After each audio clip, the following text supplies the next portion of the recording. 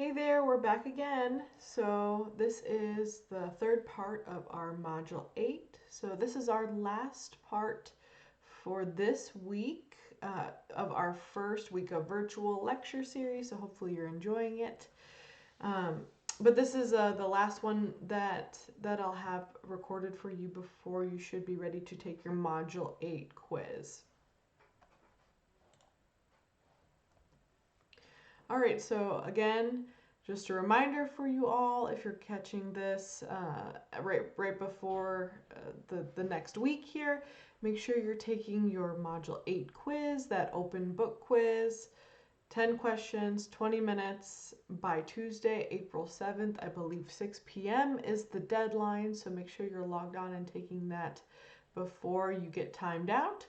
And then also make sure you're turning in or finishing up your Lab 8 Island Biogeography lab that you had to fill out. Watch that lab lecture again if you have questions. And then also today's lecture will also help with that lab as well. We'll talk more about cladograms and phylogenetic trees. And so that's due by Tuesday, April 7th as well. So make sure you put that in Dropbox or email it to me.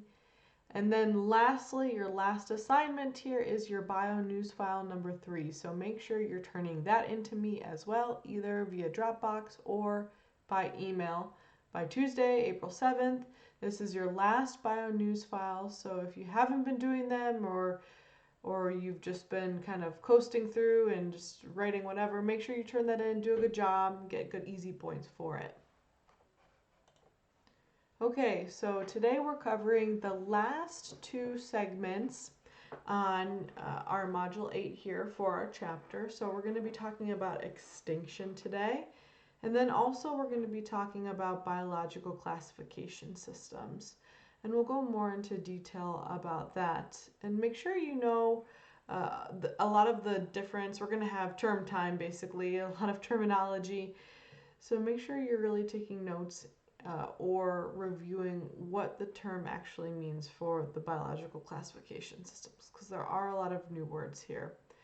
Make sure you're doing your reading, pages 128 to 145. Make sure you're looking up at the top corner and not looking at the bottom of the page when you're looking at these page numbers. Okay, so let's get into some extinction talk. So I want you guys to consider what extinction actually means. When we talk about extinction, we're talking about the very end of the line for a particular species. So a lot of times when you think about extinction, we think back to the dinosaurs. We think, T-Rex, we think Stegosaurus, Triceratops. But there are other species that are more recent that have experienced this occurrence of extinction. Some that we've even seen in our own lifetime that experienced extinction.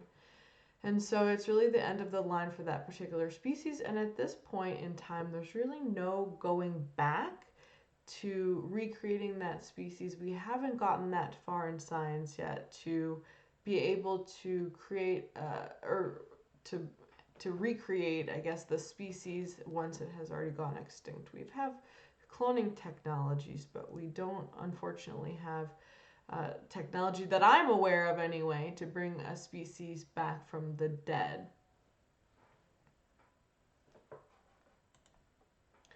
So when we talk about extinction, we know that extinction is the end of the line. But when we're talking about species here, it's going extinct when all of the members of that species has died. Now, there are cases that we've seen in the past when we thought a species was possibly extinct. However, after it was declared extinct, there was an occurrence where we found a hidden population somewhere. So like this will happen in the Amazon. This was believed to have happened with the ivory-billed woodpecker or the imperial woodpecker down in the forest bayous and the deep swamps of Louisiana and areas down in Arkansas. However, that has not proven to be true yet. We haven't actually found a hidden colony of these imperial woodpeckers or ivory-billed woodpeckers, unfortunately. But But there has been cases where there are species that essentially have come back or been found to not in fact be extinct. So that's a pretty exciting thing to have happen when you think something is gone forever. Now, species are going to die out, and this is a natural occurrence, but we see it happening if evolution is failing to meet the rapid pace of any sort of environmental change. So you hear a lot of talk about polar bears and how they're not coping well with the melting sea ice. They're not able to hunt seals because they're losing ground in which to hunt. And so, in this case, there's potential for their evolution or their ability to find and procure food. The level of that evolution is failing to meet how quickly the environment that they're living in is changing. So this is when we see extinction happening naturally in a lot of cases. But there are, in fact, two different types of extinction events. So we'll see one of two of these options happening when we talk about a species that's extinct or going extinct or an extinction event that has happened. So the first one is our background extinction event. So this is going to be our very steady, gradual loss of a species due to normal evolutionary processes that are happening. So like the polar bear we just mentioned, where the evolution pace is failing to keep up with how quickly the environment is changing. So we see that happening naturally, and it's happened before humans have been around, and it's even happened while we were here. But the second kind of extinction that we see are mass extinctions that are happening. So this is when we have a large number of species that exist somewhere on a continent or even on planet Earth, and they're disappearing in a very short, quick amount of time. And we see this happen perhaps if there's some sort of environmental event that's happening that's rather significant. So we'll talk about like meteors and comets that hit the Earth. That would be an example of a mass extinction that's killing a lot of different species, not just one species that's failing to adapt. So you're killing maybe 25 to 35 species of dinosaur on a certain continent versus only killing off one species that can't adapt quickly enough. For example, one of the species that just was a gradual, steady loss was the Erops here, which is the salamander-looking crocodile. It's actually an amphibian, and its name means long face. And that one was not taken out by any sort of mass extinction event, and it gradually went extinct on its own because it failed to keep up with whatever changing environment it lived in. So when we talk about mass extinction, one of the mass extinction theories is our impact theory. So this is the suggestion that we have either meteorites or comets or some sort of rock formation coming from outer space, coming down through the atmosphere, crashing to Earth, and producing a large dust cloud of dust and debris that eventually blocks the sunlight and prevents plants from growing. It prevents clean air, and it's triggering a very deadly chain reaction of extinctions for multiple species, not just animals running around on Earth's surface, but also the plants, also bacteria, any sort of other kingdom and phyla that exists. So this is one of the theories that we have found some evidence of in our geologic samples. 65 million years ago, there's a layer of rock that indicates this may have happened and caused a mass extinction event, which makes sense in our geologic and evolutionary timelines. So when we also talk about extinction, there's other things that have possibly been a theory for why extinction is happening. So this could be movements of the Earth's crust, so the separation of Pangea, creating different continents where certain species thrive and certain species don't. Also, climate changing as the continents move. So, as the continents move gradually, maybe they're moving more towards the equator or more towards the North or South Pole. And so, that is creating a change in the kind of flora and fauna that we see, and either causing extinction or new speciation to happen. We also see, when this happens, we see habitats being destroyed.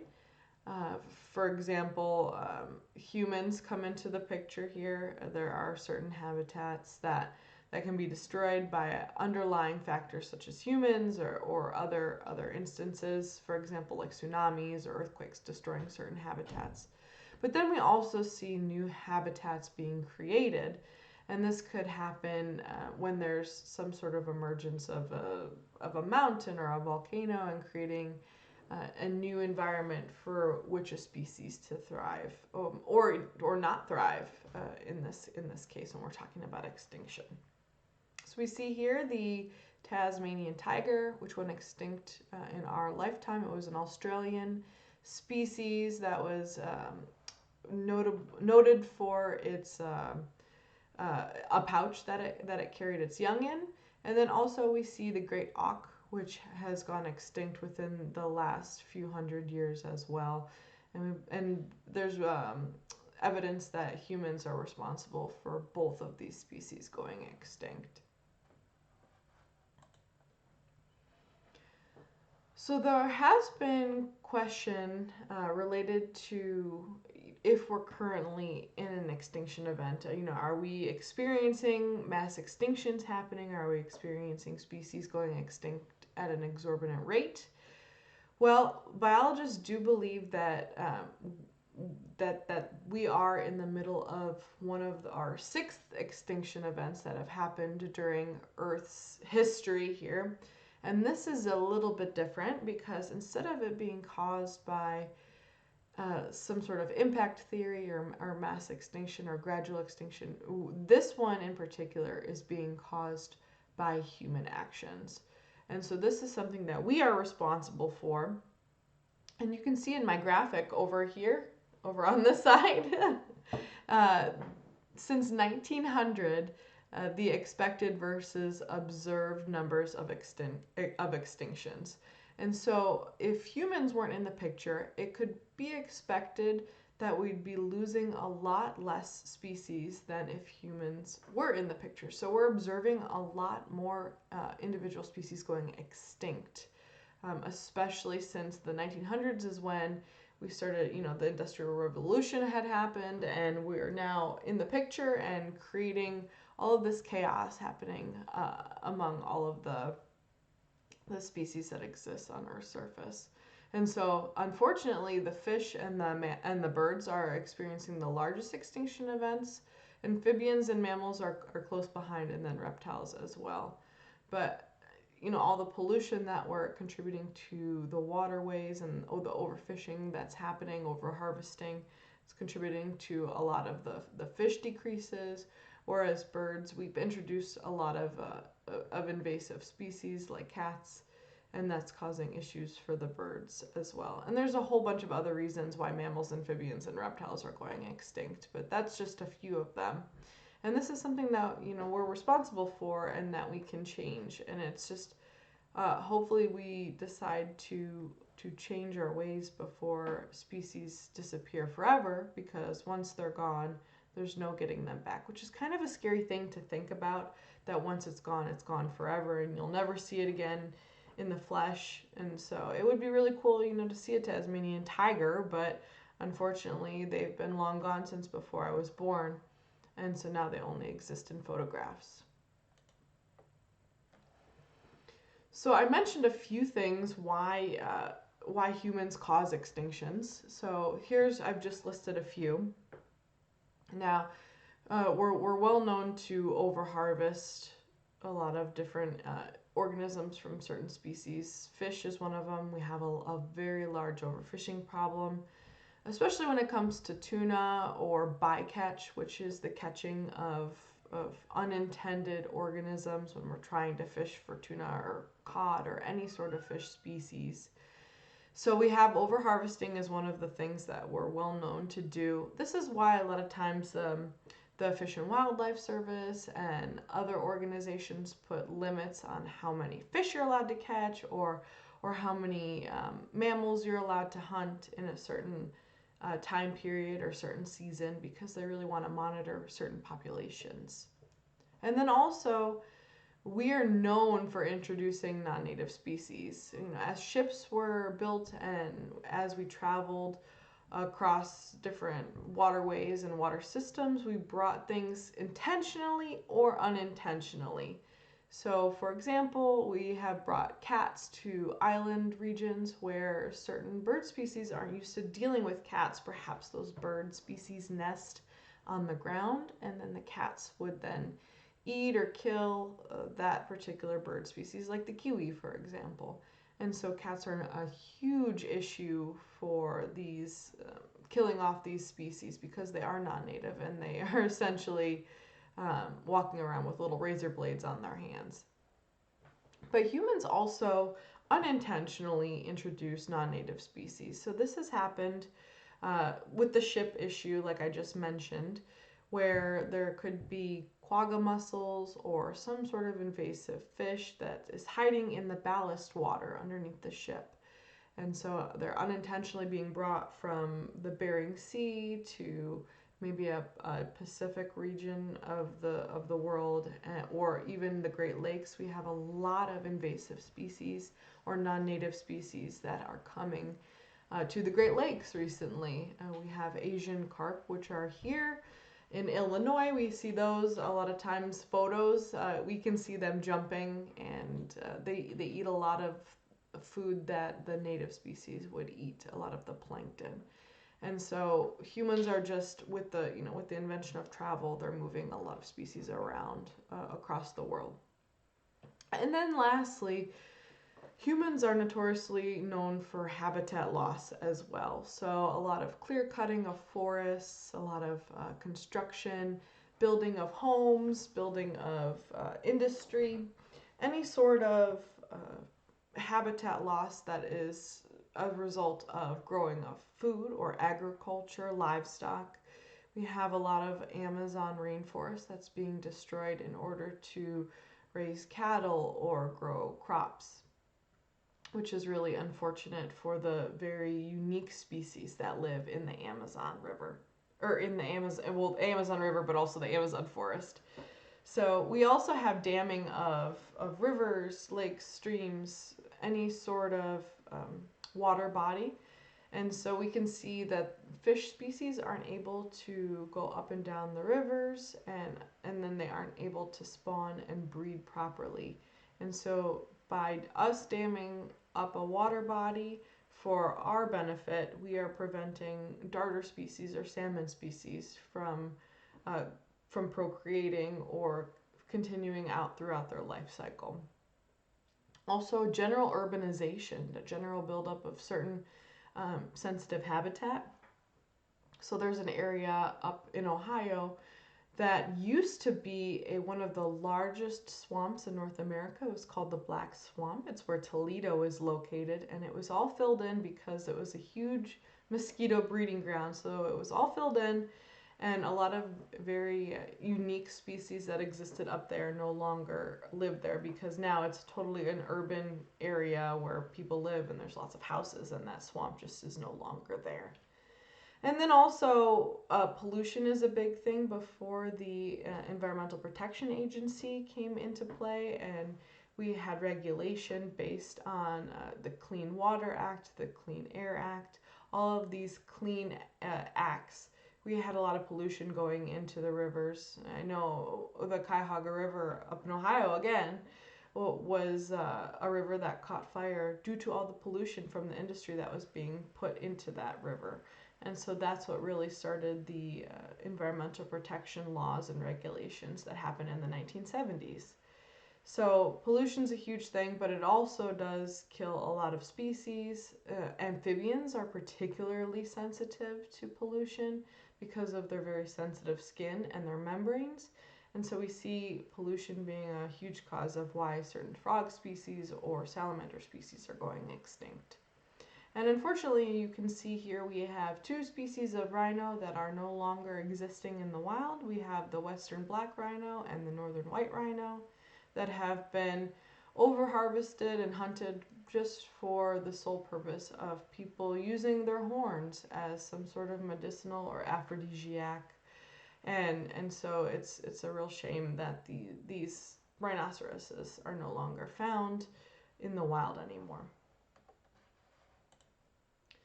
And then here we have just a few species I've included that have been recently extinct, at least in the last couple hundred years or so.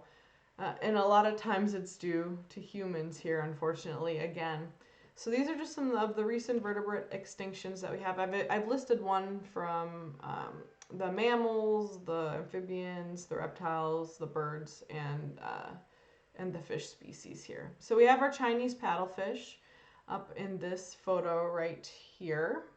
So this Chinese paddlefish here was deemed extinct in the wild and is no longer found due to habitat destruction.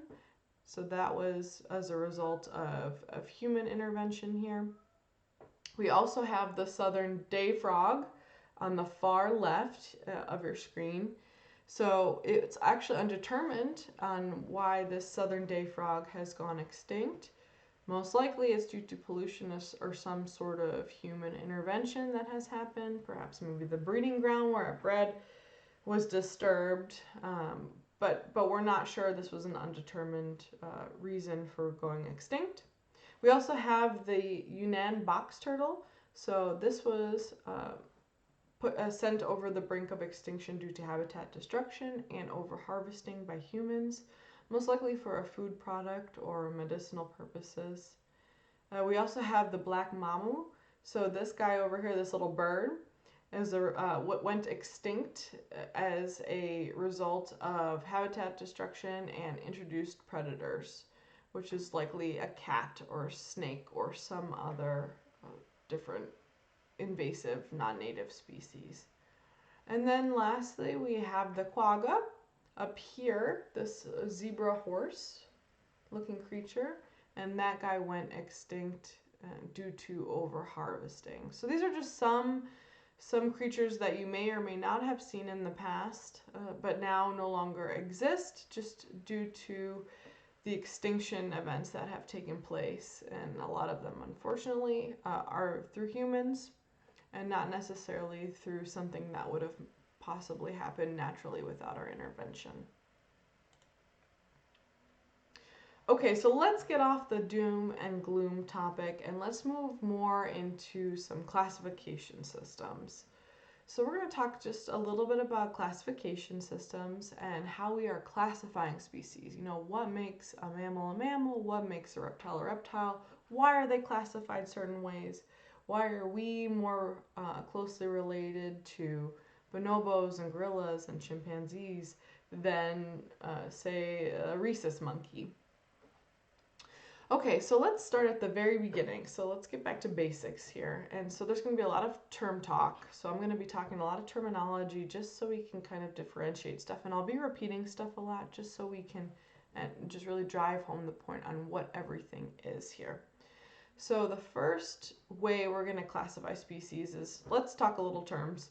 So systemics. So systemics is the basic overall overarching study of classification. So we're going to talk about a couple different levels of systemics here, different ways we would study classification.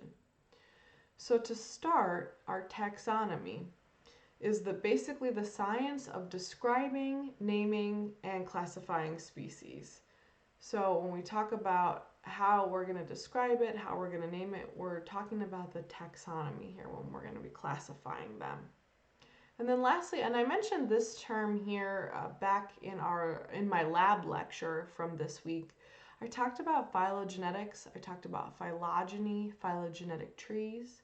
So now we're going to talk a little bit more about what that really is. So I covered the basics, but we're going to go deeper this time.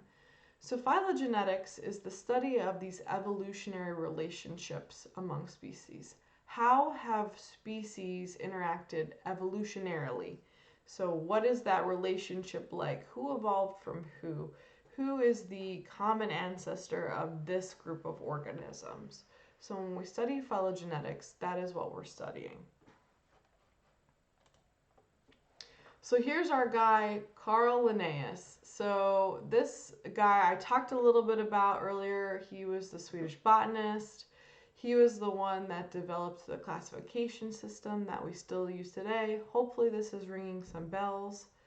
So I just mentioned that taxonomy is the theory and the practice of classifying organisms. So he's really the founding father of taxonomy. He wrote about his naming system in this book that he published, and I believe he published around 4 books or so.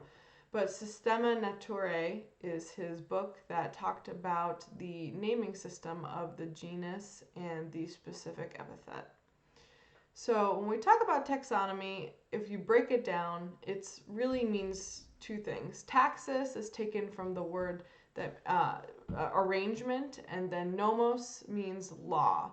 So the arrangement or the law of a specific species.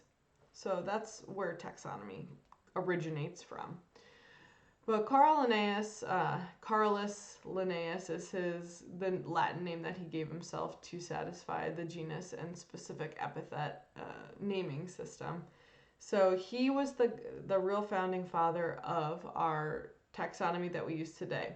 Now, originally he classified species based on physical appearance, but that's not necessarily how we do things now. We do use the naming system, we don't necessarily classify organisms that way. So he was using what we would call the morphological species concept to classify organisms.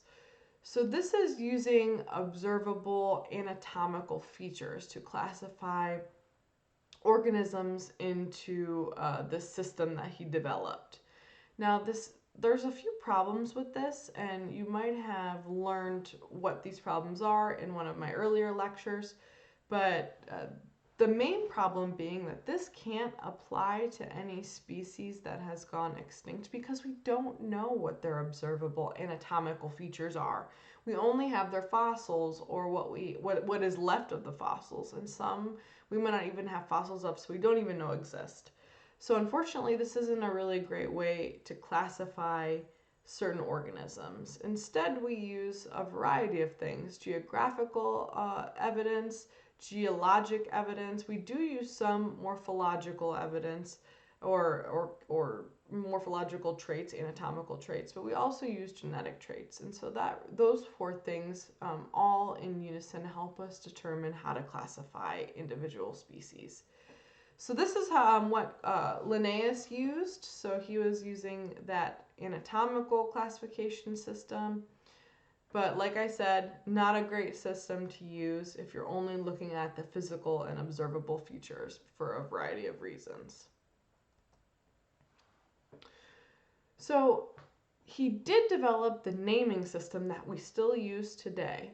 So how do we name species? Where do these names come from?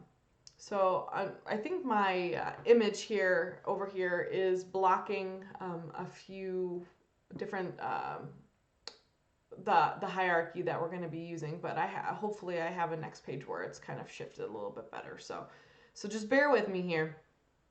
I'm still trying to figure out the sound and the aspect ratio. So it'll get better as we go on, and hopefully it will be more exciting than me just, sitting here monotone or whatever. But anyway, so how are we naming species? So Linnaeus used a hierarchical system, a classification system. So he was the first one to create this, and he kind of based it in a hierarchy. So almost like an umbrella system that was, the first overarching concept, followed by one that is a little bit smaller, and then goes all the way down to a very distinct and specific classification. And so let's take the common zebra. So everyone knows the zebra, the striped African horse, right? Okay, so all living organisms are fitting into this hierarchy because it's the general family tree of life. And so let's go through and name this zebra. So the first organizational component that we're going to use to name the zebra is our domain. So of our domain, we have three options: bacteria, archaea, and eukarya. So archaea and bacteria are prokaryotes, so that is not going to be our zebra. But the next one we're going to do is kingdom. So we know a zebra is not a prokaryote, it's a eukaryote, so it's in the eukarya domain. Next, we're going to go down to kingdom. So we have Protista, Planta, Fungi, and Animalia. So it's an animal. It's not a fungi. It's not a plant. It's not a protist. So we're going to go down and we're going to select our animal kingdom. And then next, we're going to go down through phylum. So we know it has a spine. It's going to be in the phylum Chordata. It has a backbone. Next, we're going to go class. It is a mammal. It's not a reptile or an amphibian. It's not a bird. It's not a fish. So we're going to choose the Mammalia class. Then we're going to go order. Perissodactylia, so our horses. Then we go down through family. That's our Equidae, a certain type of horse. Then we go genus, which is our Equus, and then our species or our specific epithet. So the specific epithet in this case is quagga. You can't really see it because it's kind of cut off by my image here, but this is our species. So this is our overarching organizational hierarchical way that we classify life. And so for each species, you can go through and do this. You can do this with humans. You can do this with dogs, cats, whatever you want. And so everybody has their specific organization units. Okay, so you can see it a little bit better here instead of me covering up the screen. And if you remember the two-part naming system that we use, so make sure you remember how to do this. So the two-part naming system to easily identify an organism includes that genus and that specific epithet, or it's the two most exclusive categories or the taxa down at the very bottom under species, right? So in the case of the zebra, it's the Equus quagga. So the genus in this case, the Equus is capitalized, in the letter E is capitalized, you can see, and the specific epithet or quagga is not capitalized. The Q is not capitalized. It is lowercase. And so make sure that when you're looking at this, you remember that this genus and the specific epithet are both in italics. So it is italicized. Or if it's handwritten, then you can underline it instead of italicizing it. But if you see it in print, it should be italicized. So if you're talking about a redwood tree, you would name it Sequoia with a capital S and then a space and then a lowercase s for sempervirens. And so that would be the scientific name for the species of a redwood tree.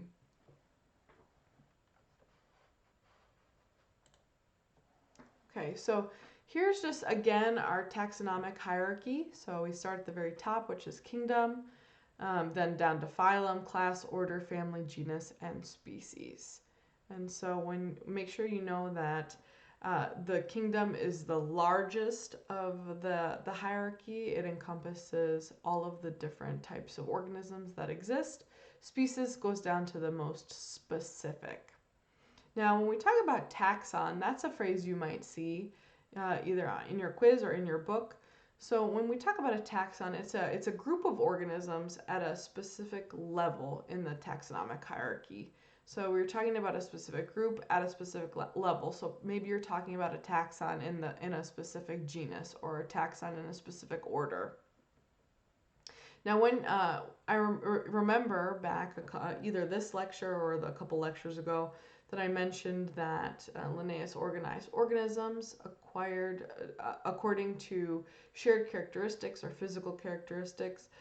That was helpful, but it wasn't all the way correct. So we do classify species based on shared characteristics, but also ancestral characteristics, because that was something that, remember, he never took into account because Darwin didn't come along till after Linnaeus. And so he didn't use any of the evolutionary characteristics. But when we classify now, we do use evolutionary characteristics to help classify our different species.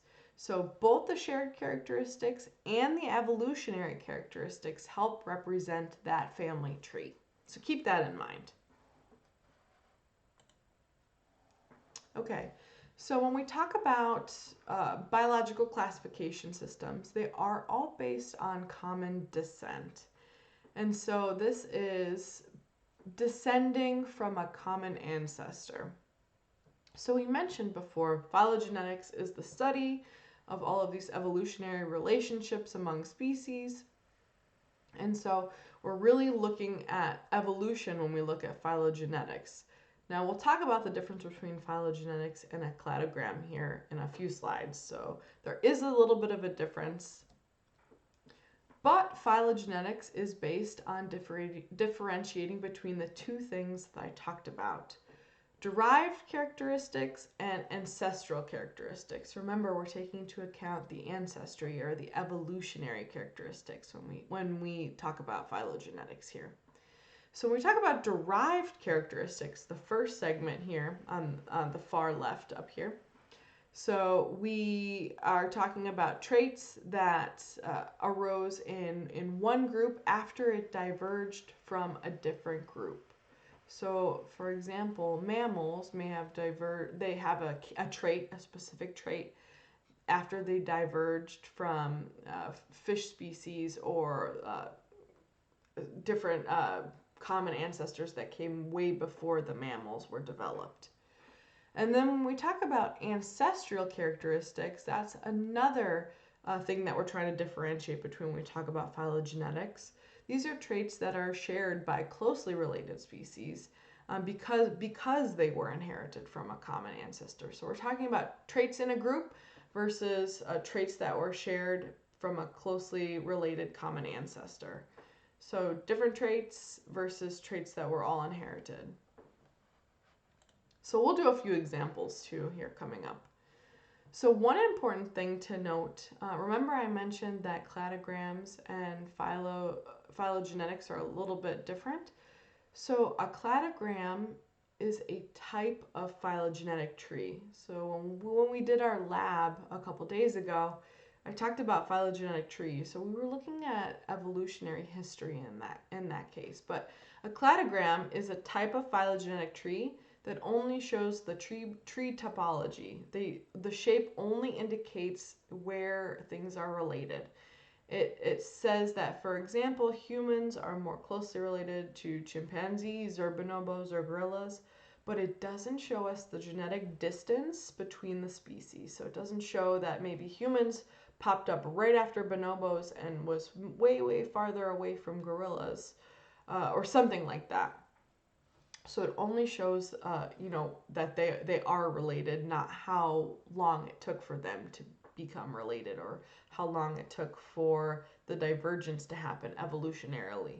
So when we talked about phylogenetic trees, when we talked about the Island Biogeography Lab, I asked you to do a phylogenetic tree, which indicates I wanted space that indicated how close you think that something occurred versus how soon after it happened. So if it happened more quickly or if it happened more slowly, when we do a phylogenetic tree, that's what we're trying to show in evolutionary terms. Okay, so some more terminology here.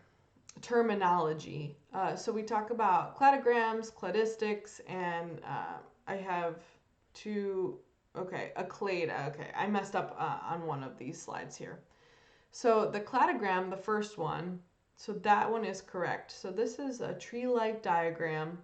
Basically, the shape is being used to show these shared derived characters. Okay, it's just showing that these characters are shared between certain groups and that they're derived in certain locations.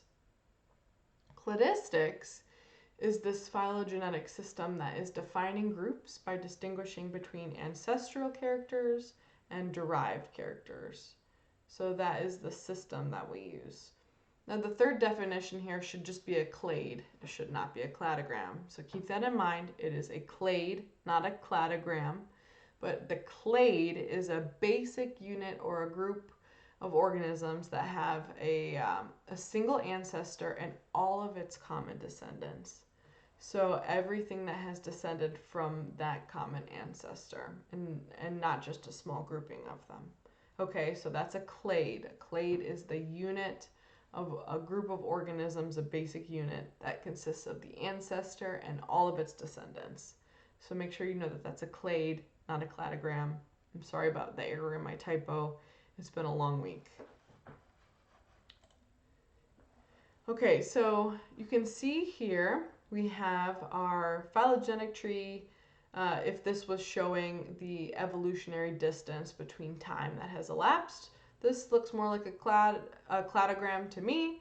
It's not showing any distinct length due to evolutionary distance. You would probably see a timeline somewhere along the bottom or the side that says how many millions of years it took for something to happen.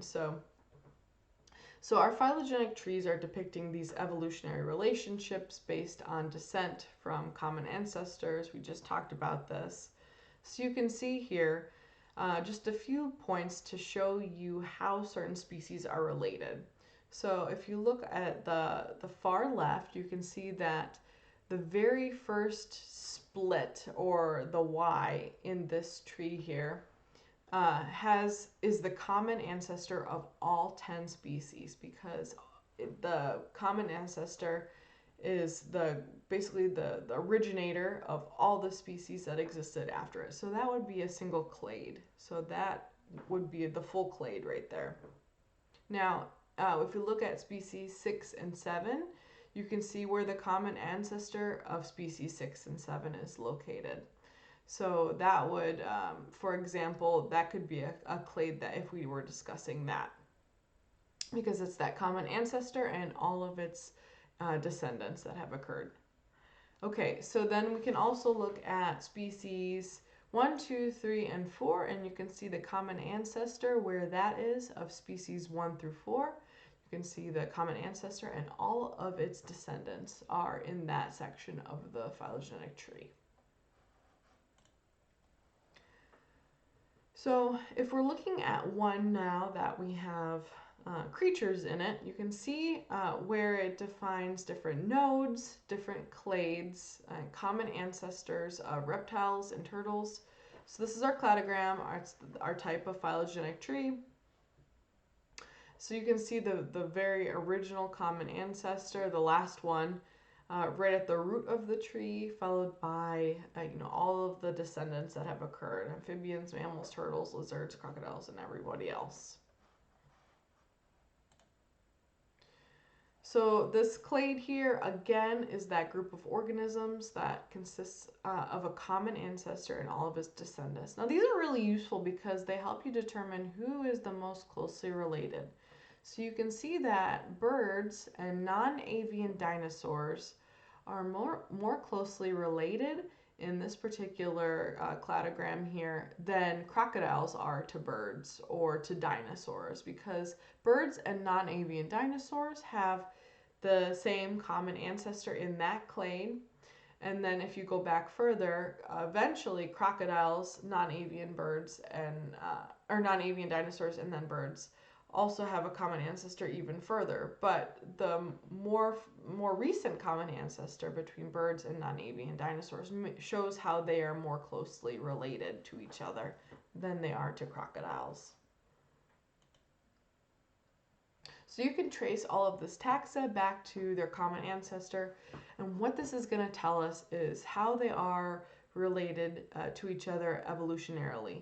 So you can see all their evolutionary relatedness based on who has the common ancestor that ties them together. So birds and non-avian dinosaurs have a common ancestor. Now they do have a common ancestor with crocodiles, but that goes back even further. So you can, that's why they aren't as closely related.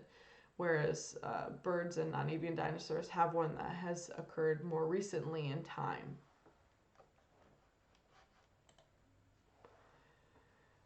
So here's just showing you what I just said. Basically, is that the bird is more closely related to a dinosaur than it is to a crocodile, which makes sense now that we know, and we've traced the taxa back through all of the branch tips to look at all of this and all of our common ancestors.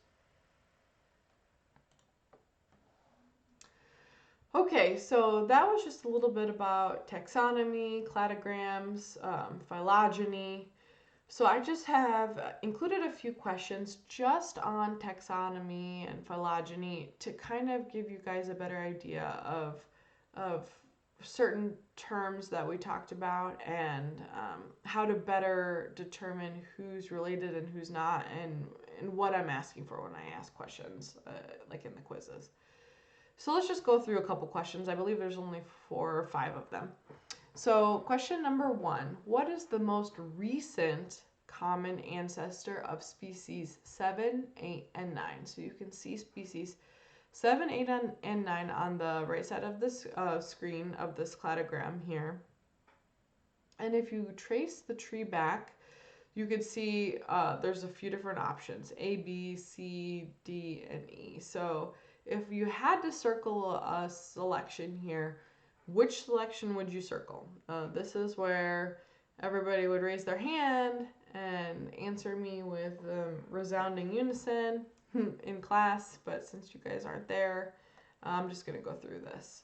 So the answer in this case is B, because the most recent common ancestor of 7, 8, and 9, you have to trace back to the node that connects them the most recently. So if we were looking at the most common ancestor of species 8 and 9 only, that would be our letter D. But since we also included species 7 in this, we have to go back and see where they are last connected. So in this case, the most recent common ancestor would be letter B. Question number 2. Do species 5, 6, and 7 form a clade? Your 2 options are yes, because they all share a common ancestor, or no, because they are not all descendants from the common ancestor A are included in the group. So the answer here is no, because they're not all descendants from the common ancestor A, and they're included in the group. So let's look at species 5, 6, and 7. So 5, 6, and 7 don't form a clade because not all the descendants from letter A are included in the group. Remember, a clade is the common ancestor and all of the descendants. So if we were looking at the clade, it would actually be species 1 through 7. Because it doesn't include species 1, 2, 3, and 4, it is not a clade. So unfortunately, well, A, yes, it is a common ancestor, but it doesn't form a clade because it doesn't include all of the species in this question that we just talked about, species 1 through 7. Okay, question number 3. So what are the shared ancestral characters to the taxa of salamanders and lizards? So we have a few shared ancestral characters here. We have jaws, lungs, claws or nails, feathers, fur, mammary glands. So if we're looking at a shared ancestral character versus a derived character, so ancestral, we're looking at something that a characteristic that these 2 taxa species, salamanders and lizards, have particular to both of them, and something that they both contain.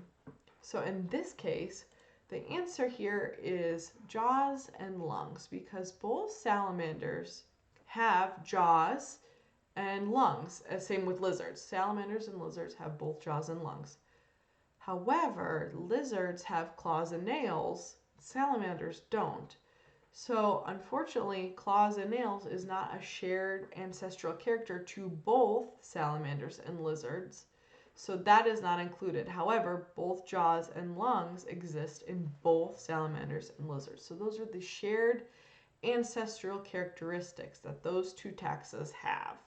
So now if you're asking about maybe pigeons, lizards, and salamanders, you could say, now yes, now we have jaws, now we have lungs, now we have claws and nails. So then you would include all three of them. Okay. All right, so question number 4. What is the derived character to the clade that contains mammals? So now we're talking about derived characteristics, not ancestral characteristics, okay?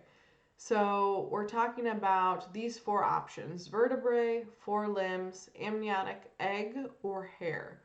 So the derived character to the clade that contains mammals. So obviously the mammals in this particular clade are primates and rodents and rabbits. So what would the derived character be?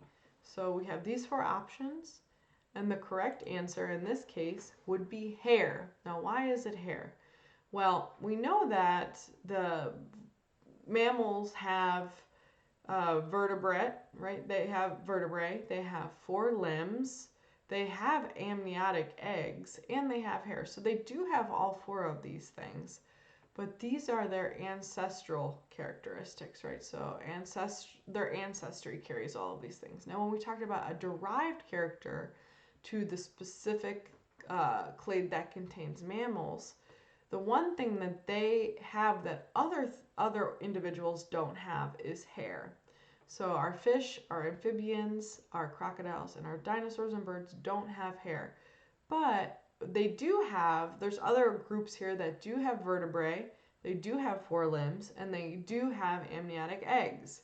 So the only way that mammals derive characters specific to a clade would be like vertebrate is if mammals were the only creatures that had the vertebrae.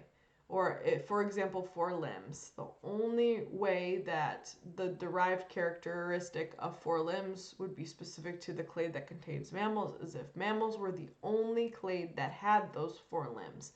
But since we know that limbs and vertebrae are found in other clades such as the amphibians or the reptiles or the birds or crocodiles or whatever, we know that that is not that derived character. The only thing that these mammals have that these other clades don't have is the hair or the ability to produce milk. Another instance would be an example in this case. Okay?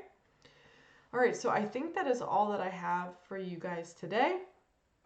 And so reach out to me if you have questions. I'm actually going to be working on something for virtual office hours. So if you have questions or if you know you're not sure about something, or you're worried about a module quiz, or you are having technical difficulties turning something in, please reach out to me. And I'm working on virtual office hours, and I'll be in touch via email shortly. So stay tuned for my next lecture series. I'll be back within a week, and I hope you guys are staying safe and healthy.